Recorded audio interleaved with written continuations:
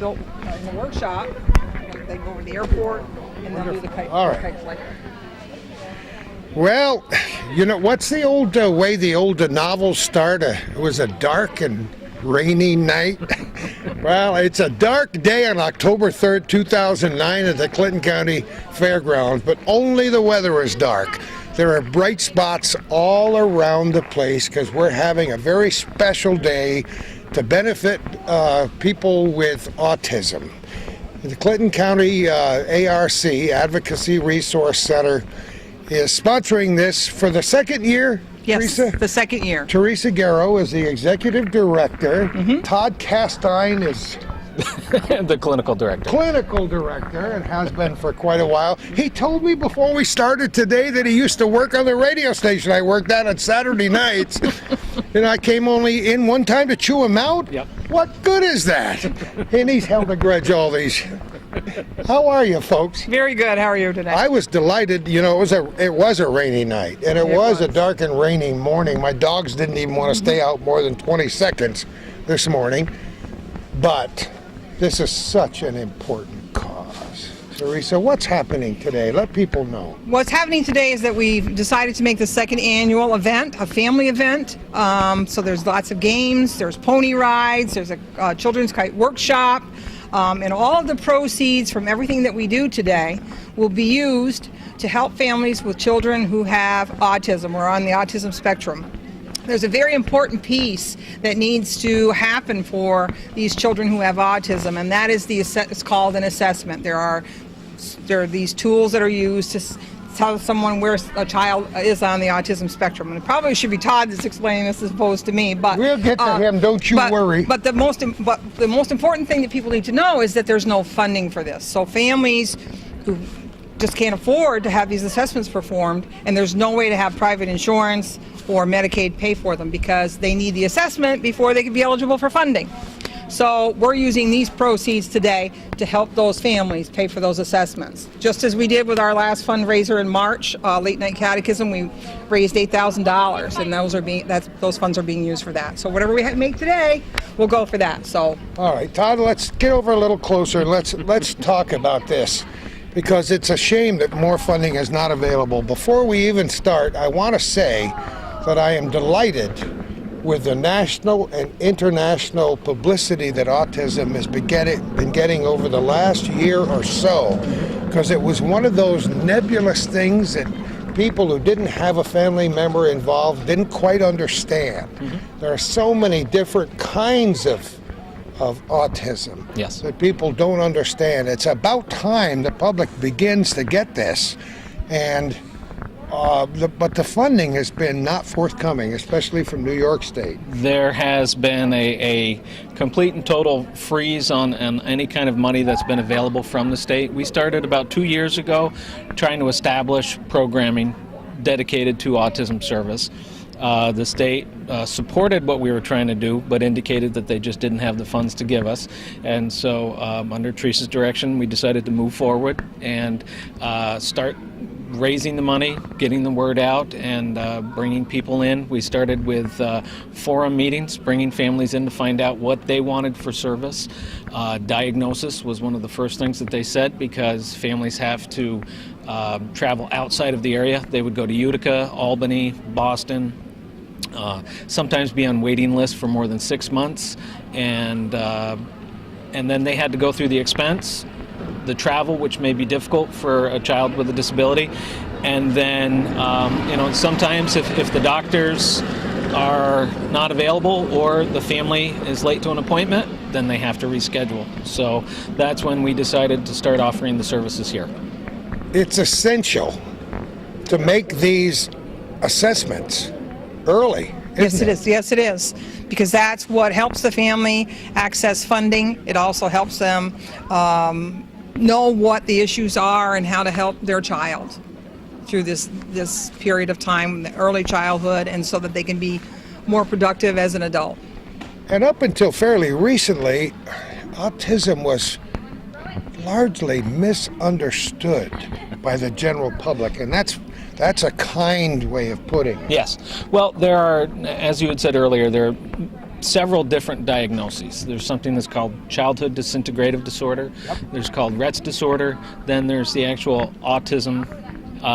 Then there's Asperger's, and then there's a global diagnosis that's called pervasive developmental disorder, which is actually the autism spectrum is normally referred to as the pervasive developmental disorders, and autism being one of them. But if a child doesn't meet criteria for any of the other diagnoses, then they can be diagnosed with PDD.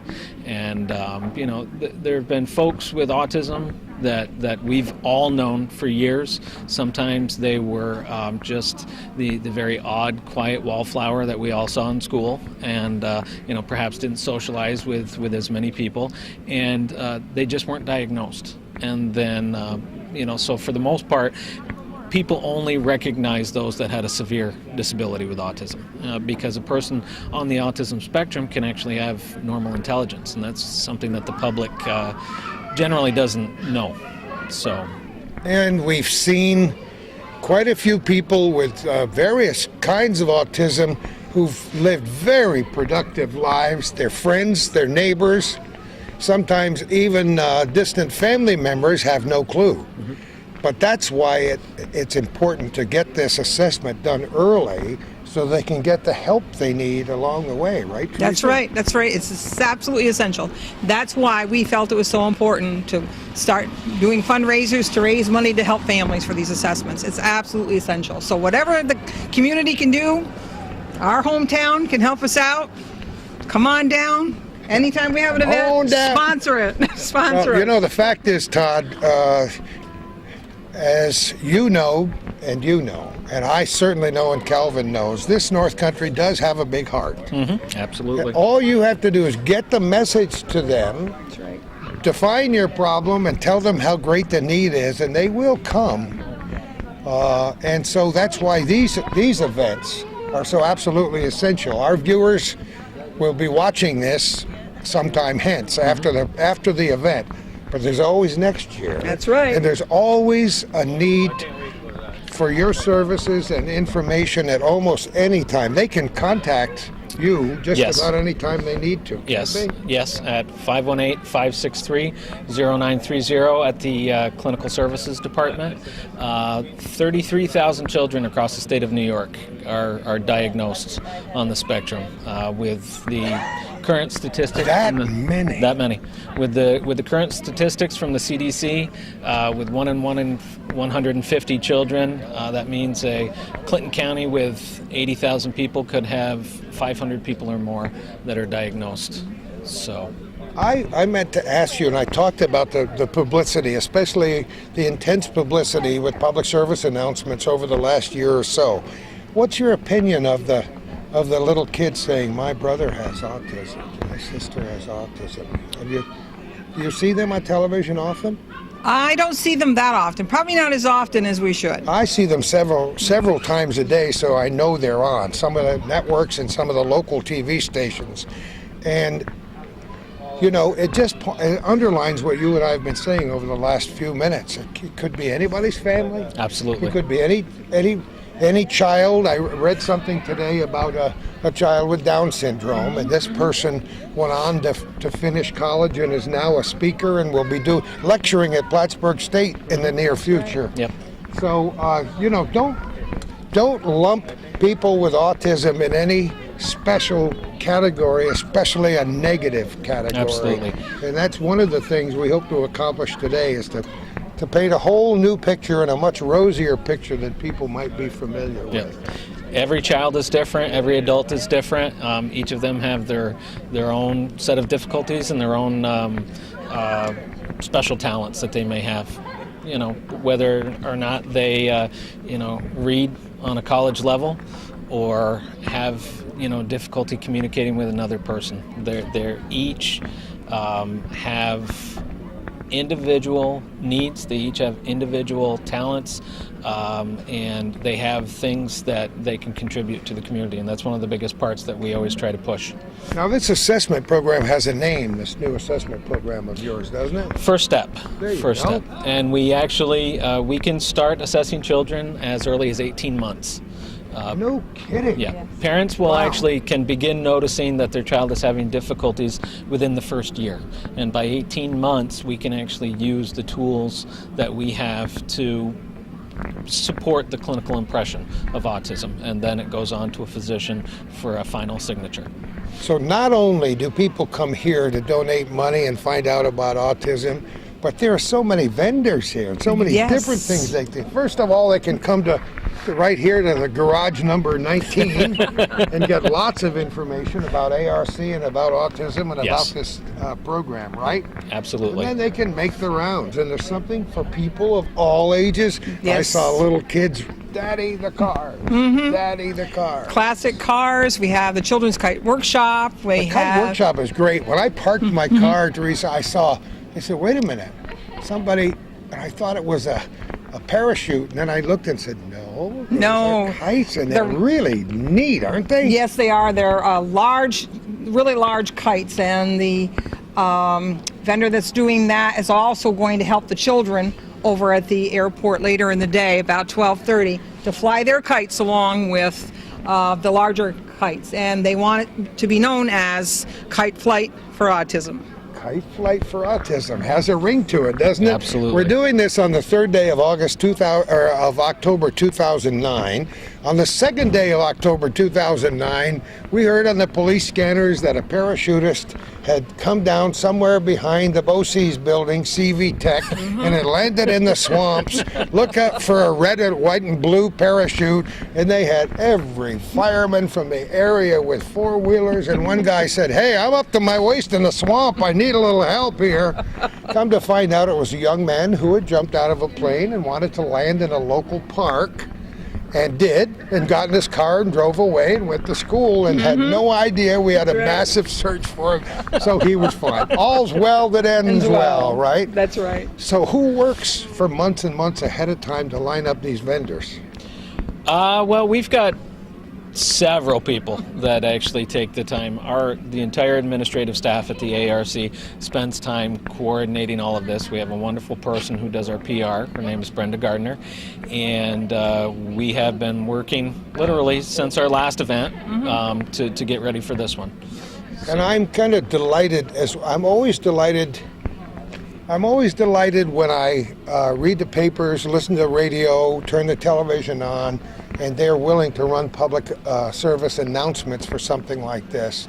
And I was delighted to see a couple of little things in the paper under the daily events and weekly events. So at least the local media is paying some attention, and they're willing to help you out. Yes, they are, which is really great. And WOKO, Cool 105. I saw the sign when I saw came the in. sign. They matched, and they got underwriters for all of the money that we paid for advertising. So no, come on. They got $1,500 worth of underwriters to advertise this event, and it's been on the air continuously. They're a Vermont radio station. They're a Vermont radio station. Well, They are terrific. Isn't that just wonderful? It was excellent. They took the time to find out the information that they needed. They sat down with us. They emailed us and put together a variety of spots. There were 5 or 6 or even 7 that played for it. The airways were saturated for a while, which was absolutely wonderful. So we might even see some green and white license plates here. You will, today. I You think so, you huh? We will, absolutely. We're hoping. Maybe a few of our friends from north of the border will drop in I and would say imagine hello. they would. Yes. Now this is something that began about an hour ago at 10 o'clock this morning, although you people were months in preparation, but we'll go until quite 8 o'clock tonight. 8 o'clock in the evening. We have entertainment throughout the day, and then from 6 to 8, the premier entertainment for the day, Inisheer, which is a Celtic band, will be playing from 6 to 8. That's cool, because I'm going to Ireland on Monday. There we go. They actually participated in Saranac Lake's first night celebration. They're terrific. Yep, they're very good. Oh, that's great. Well, it's a good thing for people to put on the calendars for next year. Absolutely. And we're going to interview some people and walk around the grounds today and see what's happening here. But before we go, do one other thing. I just want to thank you both for your tremendous dedication to this cause.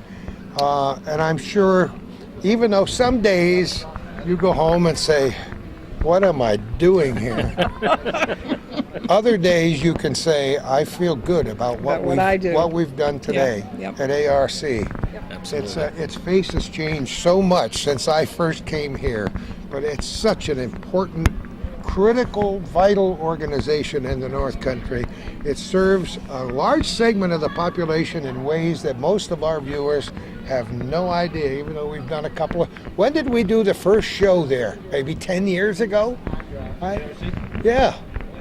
About... 10-11 years ago. Isn't that amazing?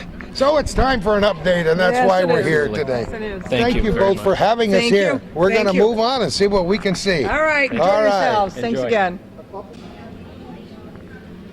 Are you really Calvin's godson? Yes, Cousins only once removed? twice. Oh, twice removed. He's the second Oh, cousin, That's yes. the difference. All right. Yeah. Calvin moved us about 2 feet here, Todd, because we do have some important subject matter to cover, and I think it's essential that we not only have a good time here today, but we at least make an effort to educate people a little bit as to what autism is. You've already described the fact that it's extremely complicated. Yes, it's very And complicated. thank goodness there are lots and lots of people doing research so that we're learning new things every year, and I'm sure you learn new things almost every day. Well, I I make it a point to try and read something about autism every day. I try to take at least a half hour to an hour, the first hour of work if there's nothing pressing, just to go through journal articles. Autism is a neurological impairment. Along with that, there's a very strong genetic link that occurs. So if you have one child in a family with autism, you may have another.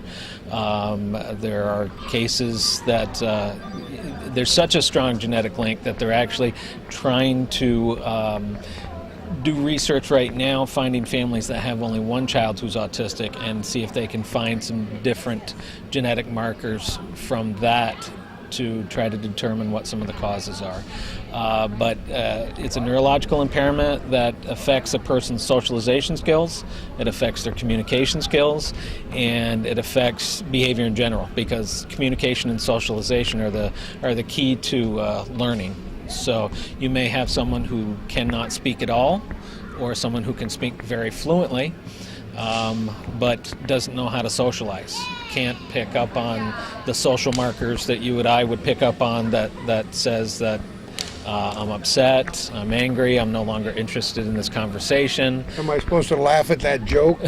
No. But things, no, that's Exactly. what I mean. Absolutely. It's hard for people with certain kinds of autism to understand To pick up on humor. for example. Absolutely. Humor is a very complicated thing, especially sarcasm. And Yeah, it's it's very difficult for a person with autism to actually pick up on the fact that someone is being sarcastic. So, something sarcastic is said, and the person will think that that's actually what the person is feeling. There is so much to learn about the processes that go on within the human brain. Absolutely. You know, the definition of consciousness, for example, has expanded so much since I was a little boy that it's incredible. And what we're trying to point out is that these things are complicated, that we're learning every day, but right now we know so much more than we knew 20 years ago or even 10 years ago. You said early, and this impressed me, about how young a child can be when they're first diagnosed. We can start diagnosing at 18 months. That's incredible. How do you do that? Well, there are specific developmental milestones that we look at. We look to see what the child is doing socially in their own home. Even before that, there are screening tools that physicians can use during well child visits at the 12 and 24 month period. But we look at whether or not a child is responding to their name. Do they try to share enjoyment with a parent or a caregiver? Do they pick up a baby doll and pretend that it's a baby and pat it on the back? Those are all things that a normally developing child will You don't do. think about or respond to loud sounds. Yes. Yep. Music. Yep. One question that's asked during a physician screening is whether or not you have considered that your child is deaf, because quite often an autistic child will not respond when their name is called. So that is a very strong indicator. Or the fact that they do not make eye contact or have difficulty making eye contact. Some of these things are devastating to young parents, aren't they, at first? It's difficult. Every parent is a little different, and what's more difficult is for a new parent who isn't familiar with some of the developmental milestones that their child should be reaching, and so sometimes that child is identified a little bit later. But if a parent has experience already with one child that they've raised, then they can see the difference right off much sooner. And I've often had parents say that the difference between their autistic child and their non-autistic child is kind of startling to them sometimes, that a child that is 4, 5, and 6 is reaching some of the same milestones that their 2-year-old is reaching. So it can be very devastating for a parent. It's hard though, because they don't know what is actually going on, and so that sometimes they spend some time trying to convince a physician or someone that there's something wrong. They feel that there's something wrong, but they can't put their finger on it yet. And so we've spent a lot of time reaching out to even the hospital. We spent time with the physicians at Grand Rounds. We talked about autism. Kidding. Yes, we wonderful. did. We met with the physicians at Grand Rounds. We told them that we were offering the service, because we really have to work cooperatively to do this. So if the physicians know that there's someone that families can go to, and we know that we can send the reports back to the physicians to help with the diagnosis, then what we have tried to say all along is that this really needs to be a joint effort with providers across the county. It sounds to me like it's essential for everybody who has a family or is thinking of a family or is involved in the nurturing and raising and educating children of every age to at least be aware of autism. Yes. And if everybody would do a little reading every day like you do, and I've done a lot of reading about it, because to the best of my knowledge, we've never had an autistic child. But I know so many people who do, that I think it behooves me to learn about it. Mm-hmm. So we have to get to the people in the medical profession, as you've done. We have to get to teachers, especially, but parents and grandparents and people who do daycare for little babies and children, because sometimes they spend more time with the kids than their own parents do. Yes, absolutely. And what's nice is that from birth to 3 years, we have the early intervention programs here in the county that are sponsored through the health department. And so there is a continuum of service. It starts, at birth, the health department gets involved. At age 3, then services through an organization like mine, when a child becomes eligible through OMRDD, which is the Office of Mental Retardation and Developmental Disabilities, then they can be covered from there through adulthood. And it's just a matter of getting everyone on the same page, knowing what's out there for service, and who you can refer families to get the necessary help. Every child needs nurturing. We know that because we've seen people who didn't get the proper nurturing. But sometimes there are special needs children that need special kinds of nurturing, and that's what we're talking about here today. And I would guess that's one of the reasons to have an early assessment. As soon as an assessment is made and a child has a diagnosis of autism, it's very important, depending on the level of impairment, to get the child as much help as possible. For those that are the most impaired, there are children that are receiving up to 40 hours a week of specialized service.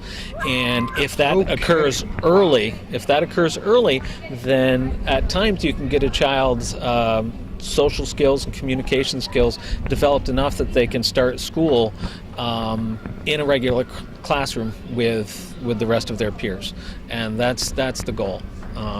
But again, those are more severe cases. Each child is a little different. Each difficulty that they have is a little different, because the socialization is a problem, communication is a problem, and for some very unlucky parents, the severe behavior can be a problem that they're having to deal with. And so there's much that needs to be taken into consideration.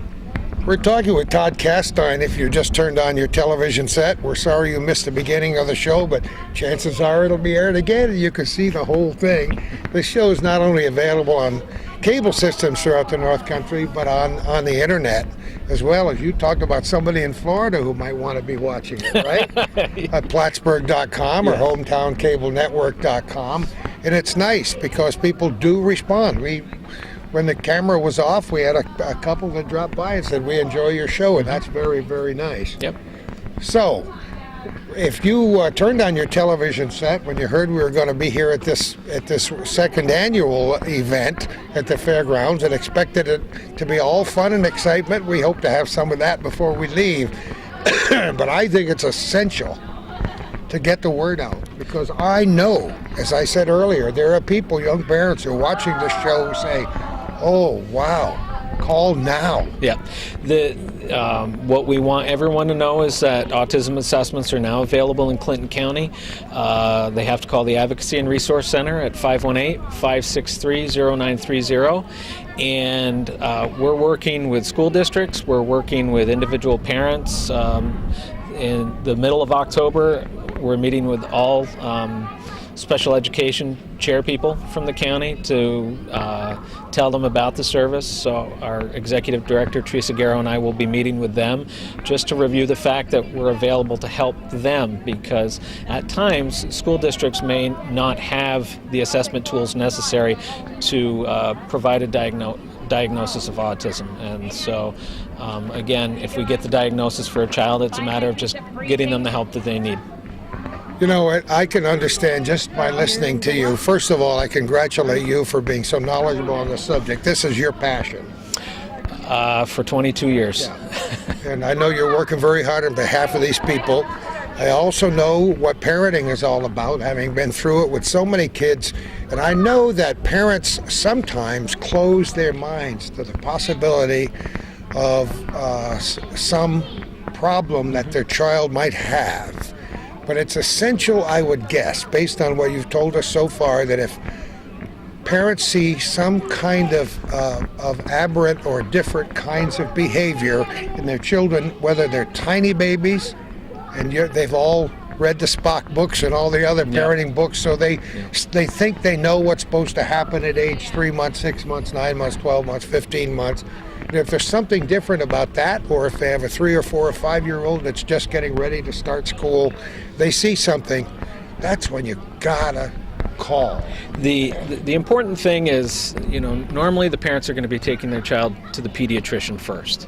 And what is nice is that all of us have been growing in our knowledge of autism. So, years ago, there might be 1 in hundreds of patients that a physician would see that may have autism.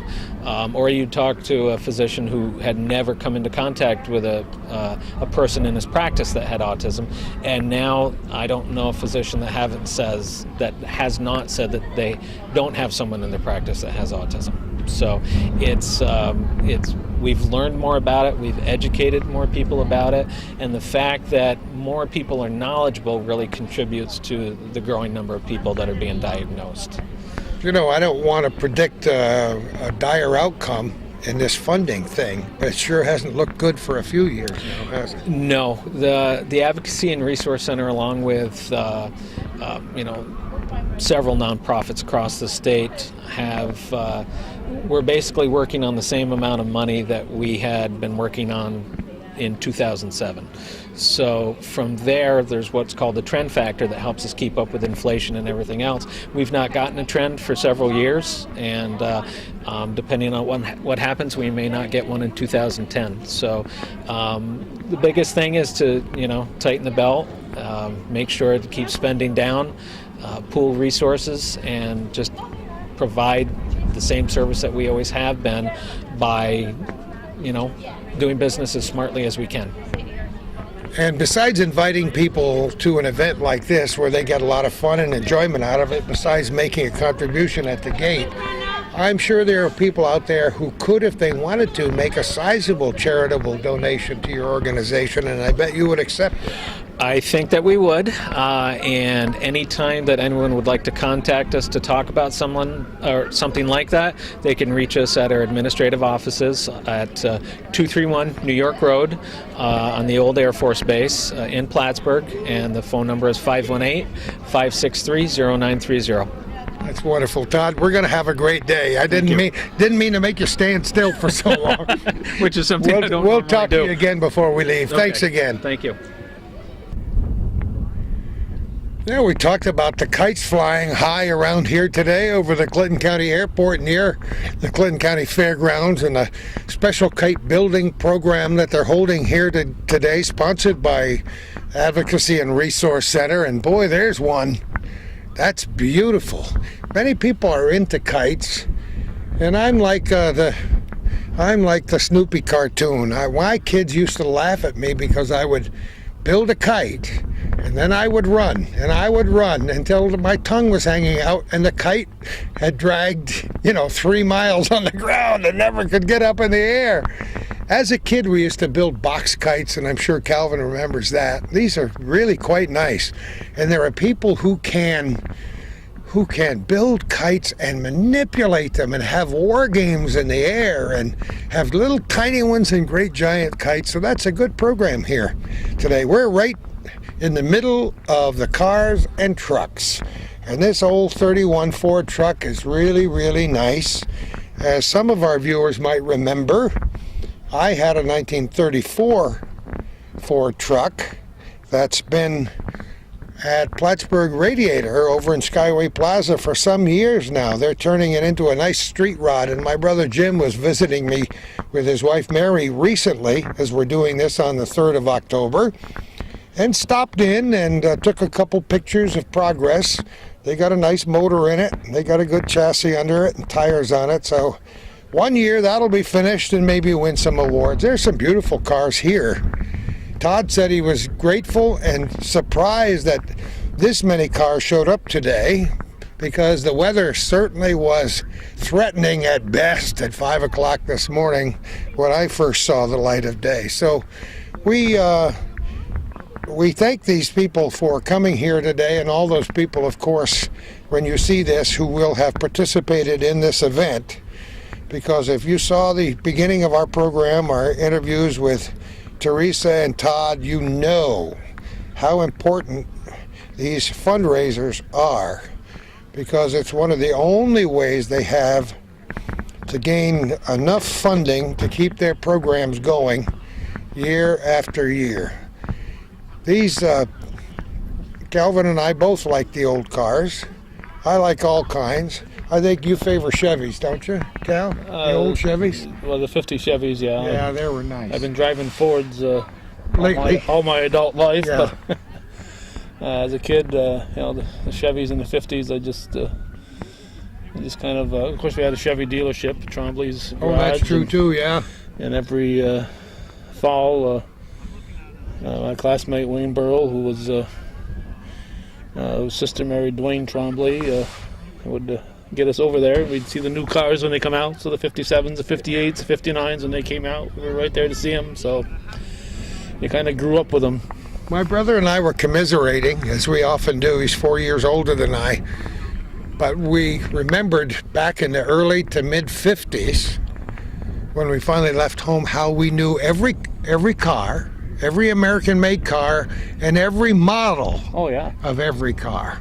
We knew all the paint combinations and interiors, and now, I shouldn't tell this out of school, but we stopped because his wife wanted to go to the bathroom, so we stopped at a local garage so she could go in. She said, "Don't move the car, because I don't recognize any new car. I don't even know what color is this anyway?" I told her silver.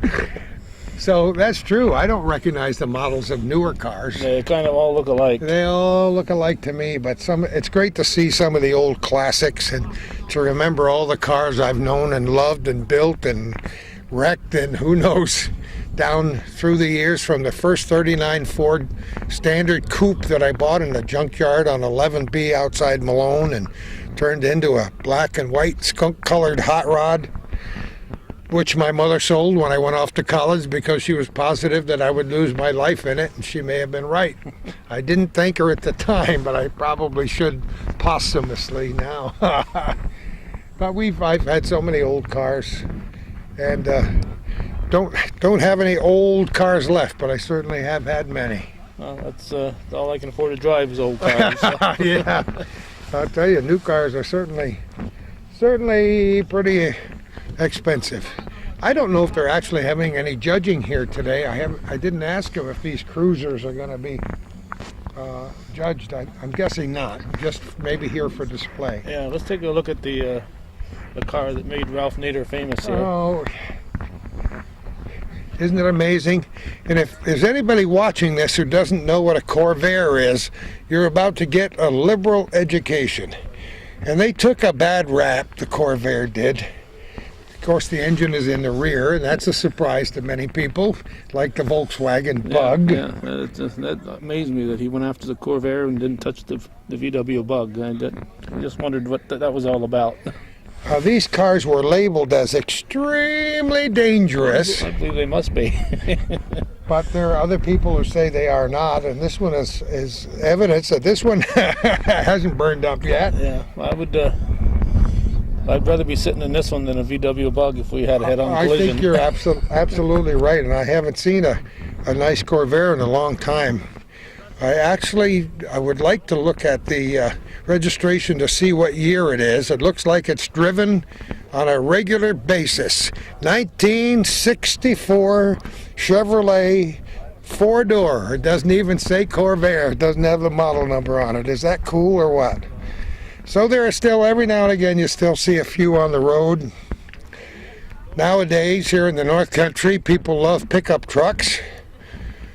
And so we see some of those. Convertibles. Did you ever own a convertible, Cal? No. I never did either. Never even wanted a car with a sunroof or a moonroof or whatever they call them these days. No. But here's the Galaxy 500, one of the most famous of all Ford models. When I go rolling my car over, I want to have a roof over my head. I think you're absolutely right there. And I still see people on a day like today when it's maybe 50 degrees at best riding around with their tops down. They probably got the heater going full bore in there. The Mustang is iconic, of course. Yeah. There is a wonderful group called the Classic Cruisers in the North Country, and I want to commend them for keeping alive this great passion people have for buying and restoring old cars and trucks. Look at the beautiful job they've done on this Chevrolet truck. Isn't that nice with a tonneau cover all snapped on? That's nice. Nice white, fairly plain paint job with the Chevrolet in orange, and I'll bet you it didn't come off the showroom that way. For sure. I'm darn sure. Yep. And some people buy the old trucks and restore them, and other people just look for cars that they can keep absolutely the same as they were when they bought them. My brother and I had a 1928 Peerless, and I was asking him the other day if he knows where it ended up, and he doesn't. It was had very, very low mileage. The 3 Ps, the Peerless Packard and Pierce Arrow, were very popular in their day. The Peerless not so, because it was very expensive. And he sold it because he needed the money to raise his family many years ago, and has no idea where it ended up. But it probably won some awards somewhere because it was a great car. That's quite a bunch. Maybe, 20 cars? Well, there's got to be at least 20 there, yeah. Yep. It's good. Nice that these folks showed up.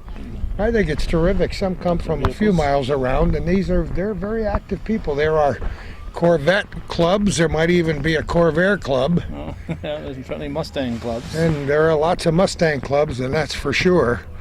So people, like I said, I use the word passion because people have passion for their old cars and they love them. Yeah, we've seen quite a few cars over the years at these shows. We've covered a lot of the Chamber of Commerce shows every year, but I don't think we'll ever have as much fun as when we went into that little barn there with the. with the I don't know about you, Deal and Calvin, the but Vic West. oh my, though, and they're both gone now. Yep. Bless their hearts and bless their memories. I OD'd. I don't mind telling you, Calvin knows. I caught my breath and never got it from the time I entered one barn until he said, "Oh no, we got more." Yeah, in that 1917 Hudson just capped Oh, today. just unbelievable. Just tremendous cars, and not just old cars, but unique old cars. Very old cars. Some that it was the only kind left in the universe.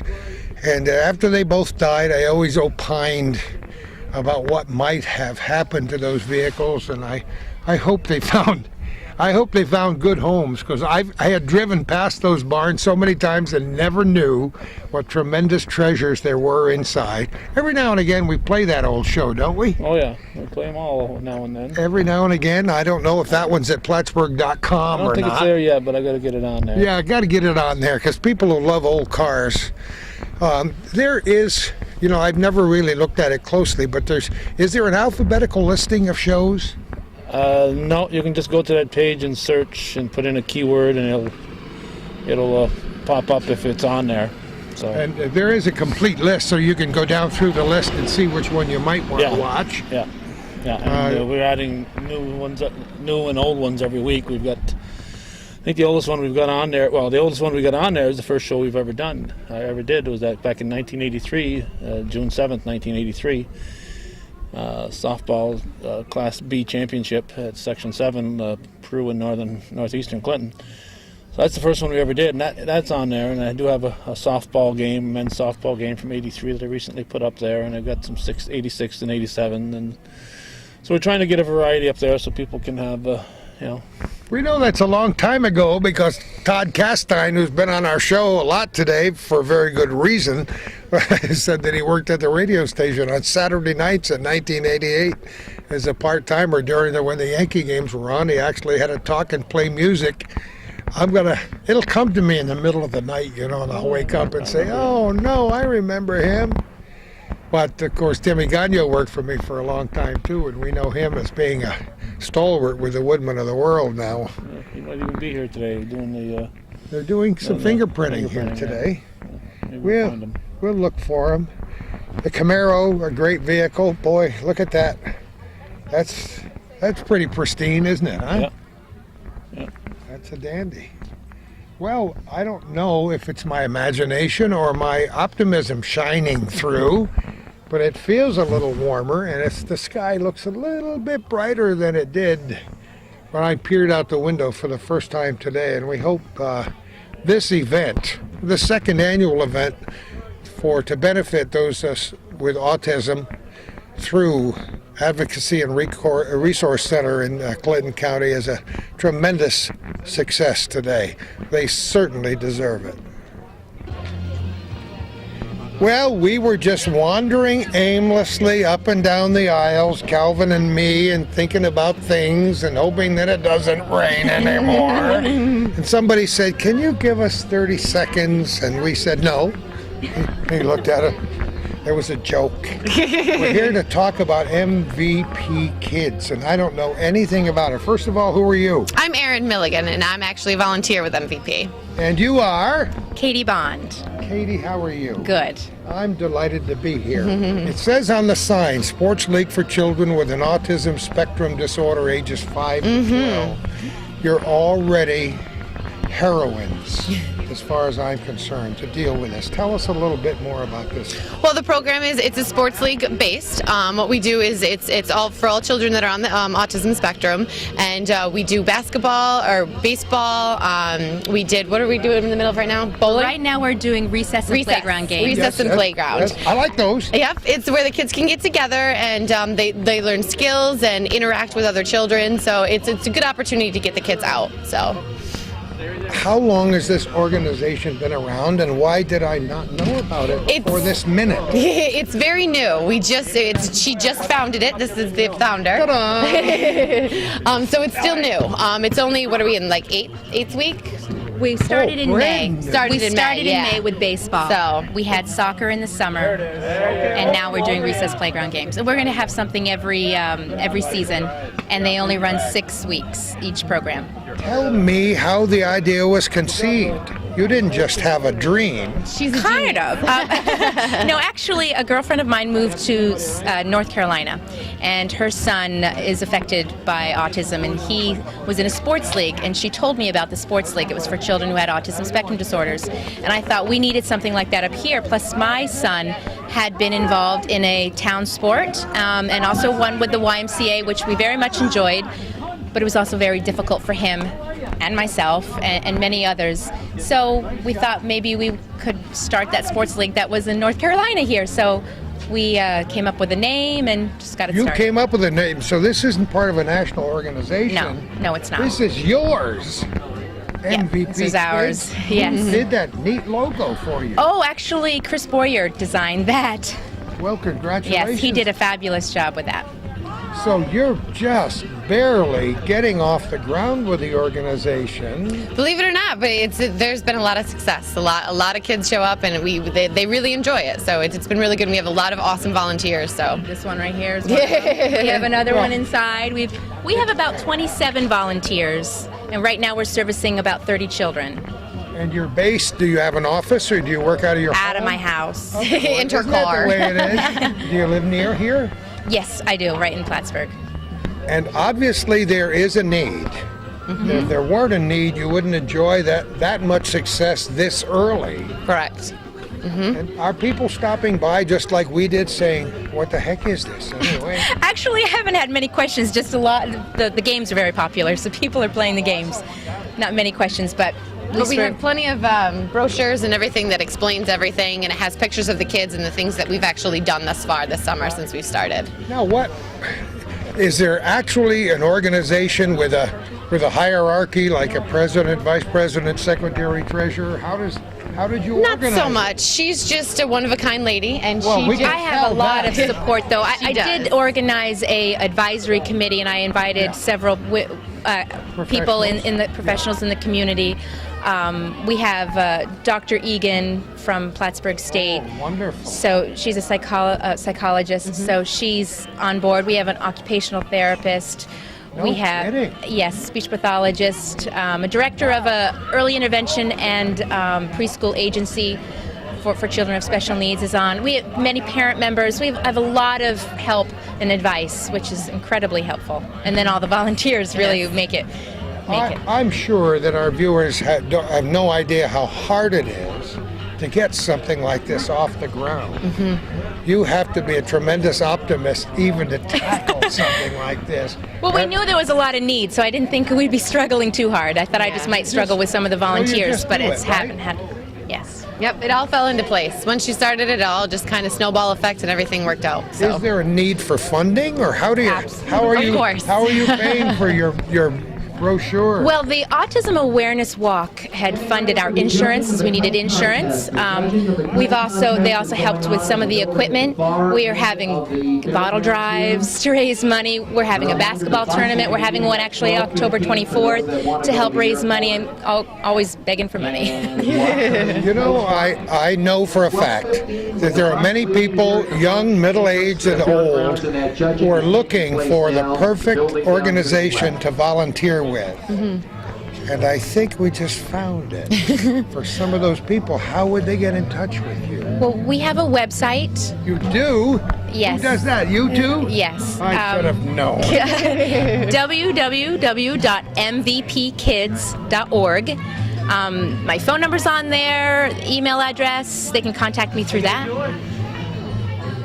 Well, what do you hope to sometime form chapters around the country, or you've got to haven't thought about that started aspect in May. of it? We're just trying to get through this year, so I haven't really thought that far. I wish we were a national medium, but we are actually, in essence, because Hometown Cable and Our Little Corner and other shows that Calvin does are broadcast on the internet, on the web at Plattsburgh.com and HometownCableNetwork.com. So it's probable, not only possible, but probable that people in other states and countries, and certainly other localities here in northern New York, will view this program and say, whoa, I like this idea.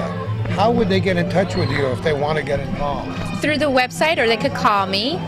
I don't know if I want Via email. Via email yeah. would be perfect. And Yes. that's on the website. That's on the website. Almost everybody either has a computer or has access through a family member or neighbor to the internet, and that would be a good idea. Yeah. And Any information that they would need is right on the website itself. So any contact information and just about the program in general is right on there.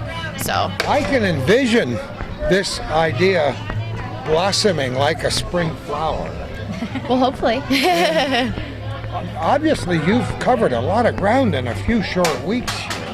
With some advanced preparation, you're underway and you're already serving how many kids? Would 30 you say? right now. No kidding. Well, we're hopefully servicing 45 in November with our bowling program. How did you get hooked up with this? I was very lucky to meet this young lady who was working with my son at a program through the college called Nexus, which helps children course. with autism spectrum disorders with social absolutely. skills. And so that's how I met Erin. Are you a native of the North Country? Pretty much. I mean, I moved here when I was 8. My father was in the Air Force, so I grew up here. You and about 40 million other Yes. people that I know. Right. We're still blessed with the offspring of people who were here in the Air Force. I talk to a lot of people who used to live here, people who do live here, about what advantages Air Force people brought to this area culturally, musically, athletically, intellectually. And you're a product of that. And you? Are you from this area? no, I'm not, but I'm up here doing graduate work. So Oh, you do? Frankfurt State? yes, yep. And so you're looking for your master's degree? Yes, I am. In what subject? School psychology. Oh, I will introduce you to my daughter, who's Okay. a psychologist, and maybe to a son of mine who is it's in the blood. Oh wow, that would be delightful. So where are you from? Originally Hudson Falls, but it's right around the Lake George, Saratoga You're area. not. You're a native. No, yeah, You it's like didn't- an hour and 45 minutes away. You didn't travel from Oshkosh to be no, here. no. Well, you know what? I hope this does explode, because there is that need, and I'm so glad that somebody said, "Can you come over here?" And I'm talk glad you for- came for a over few too. minutes? I think to it's spread just the word. terrific. Thank you. Stay in touch with us and let us know how you're doing. I will run home later today, I promise, and get onto your website to see. you. Do you update it quite often? Yes, I do. And people will. I have a calendar on there, which is mainly what I update, just letting people know what's let happening. People know what's coming up, and I know you're working very hard on behalf of the kids, and who could. That's worth working for. That's why Yes. we're here today. Exactly. Thank you, ladies, so Thank much you for very what you much. do. Good luck with Appreciate it. everything. Thank you. Bye-bye. Bye-bye. We're here at the Clinton County Fairgrounds once again at the second annual Fair for Autism. The Advocacy and Resource Center. Dean Lumba, how are you? Good, how are you? Good to see you. We were just reminiscing how he worked with our son Michael at DOT in Albany, and Michael talked about were you weren't with ARC then, though, right? Actually, I was. I met you him was? through Through a ARC. state committee that we're both on. Yep. Isn't that terrific? Probably about 10 years ago. It's a small It is. world, after all, but I don't sing the song. Okay, transportation for ARC, very important aspect of what you do. Tell me about it. We have a fleet of buses, and we're like the lifeblood to the agency. We bring the folks in from the county, from all points of the county, throughout down to Essex and so on. We transport about 175 individuals a day No kidding. to the different day programs for the ARC. We have about 10 bus routes, and we start pretty early in the morning. The first one rolls out about 4:45 in the morning, and we wrap things up about 6 during the day, in the afternoon. How many buses do you have? We have about 10 buses that run the rural routes through the county. Most of them are based right there on the Tom Miller Road? They're all based on the Tom Miller Road at our transportation facility. That's responsible for all the maintenance and the dispatching for those buses. How is DOT involved in buses for ARC? The DOT has an inspection program which we're part of. Our buses have to get inspected just like the school districts on every 6 months. they're inspected, and there are different types of maintenance programs that you have to follow, and they kind of oversee the program. They also are involved with providing us some grant money.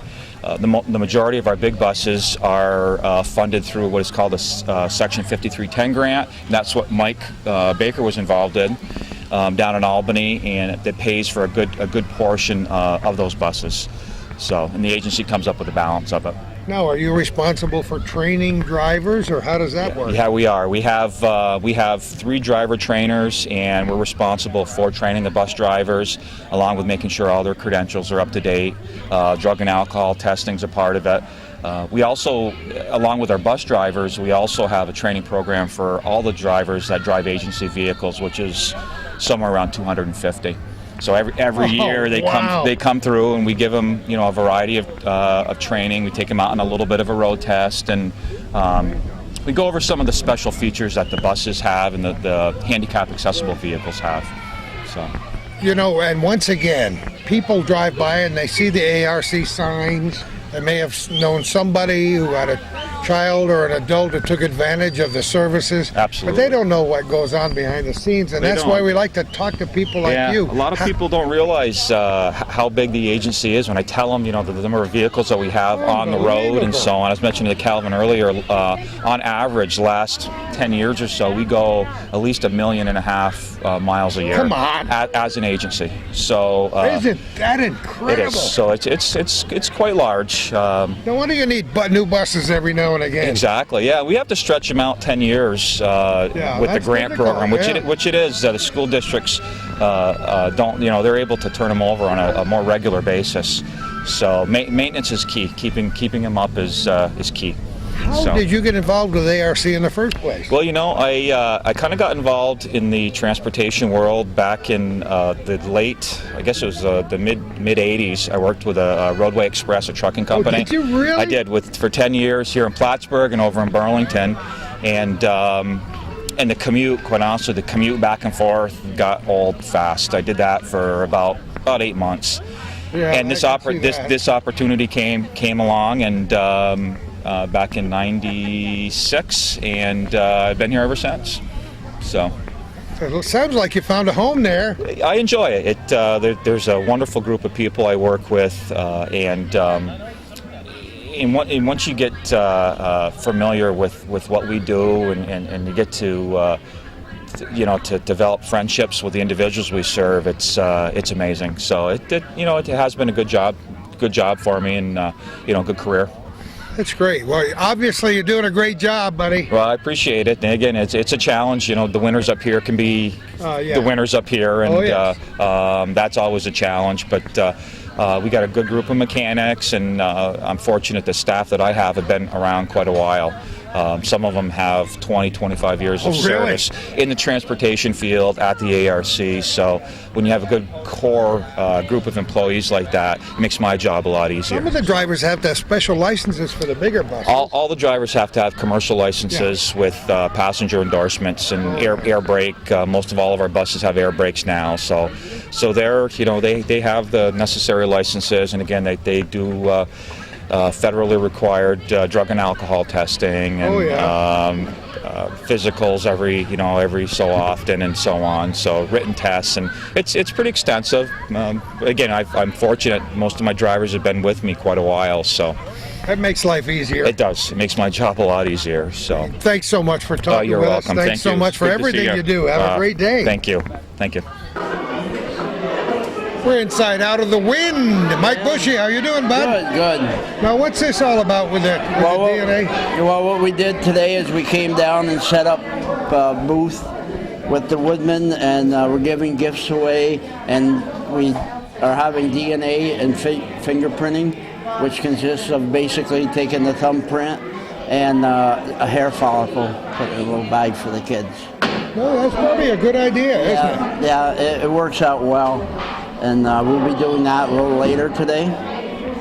And also, like I say, we have the gifts, we have the flags, because we're such a patriotic organization. I noticed. I was going to say that. That's why we have flags all over. Yeah, we have flags all over, and we hope to get more. And like I say, we're giving little ones away for the kids along with other woodman materials, and we have the patriotic handbook. I've always loved that little handbook. That The American Patriots Handbook. A lot of great stuff in it. Yeah, it has a lot of good information. That's great. Now we give away a lot of those. Yeah, we have. Today we already have, and people are really interested in them. Isn't that great? So the DNA thing will be coming later, maybe, Yeah, huh? yeah. And like I say, this is just a little setup to give information and things out to the people that are here. And we have Buddy here also. Our Buddy, she'll be here in a minute. That's and, good. The kids really like Buddy. Really? There are a lot of hugs, a lot of fives. Isn't that wonderful? Yes, it is. That's the best. Yeah. Michael, thanks so much. Okay, thank you for stopping by. Have a great day, buddy. See you later. There's Buddy. Buddy the dog, yeah. The woodman mascot. You've heard of McGruff? Well, this is not McGruff, right? Yes, I love it. It looks like Buddy sees out of his mouth the way she's going. You think that's the way it goes, huh? Well, He's not really stuck up. some dogs are more special than others, and Buddy is one of them. And those claws aren't dangerous either, by the way, are they? No, they're real soft, and they wouldn't hurt anybody at all. I love it. It has been a good morning for us on this third day of October 2009, actually warming up a little bit now as we're into the afternoon hours at 10 minutes after 1.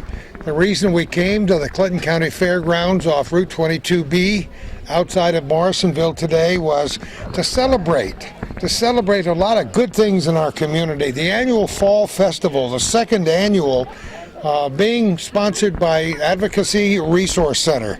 Our tremendous thanks to Todd Castine, who is the Director of Clinical Services, as we met up with him and learned much more about both ARC and about autism than we knew when we came here today.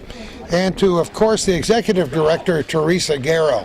Thanks to all the adults and parents who pay attention to things like this, who watch for signs of autism in their kids, who donate time and money to make sure the programs of ARC are viable and continue to help those people who need help in the North Country.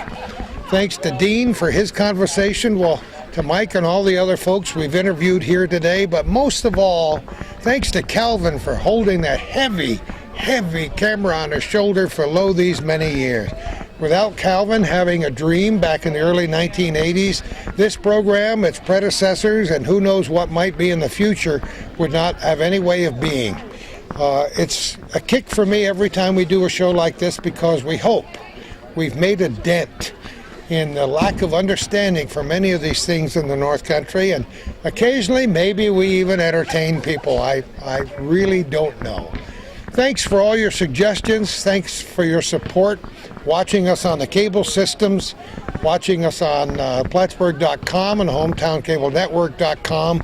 If you have suggestions for a program, we'll entertain them anytime and perhaps come to your house to do an interview, look at your pictures, look at your business, look at your event. Call Calvin and make the suggestion, and he'll make an effort to determine whether it's worthy of one of our shows in the future. If you have an opportunity, if you're a business person and you like what you see on television here, make an effort to find a way to underwrite our shows. That's what we need in the future. We need people to support us so we can at least have enough money to buy gas to go to these events. It takes Calvin many hours to produce these programs for television. So it's very important, even if you're an individual, that you and other listeners show their support by writing out a generous check and sending it to Calvin at Hometown Cable. In any case, we want you to have a wonderful day or evening wherever you are watching this show. We hope to do it a long time in the future. And like I always say, who knows where we're going to be next time for our little corner.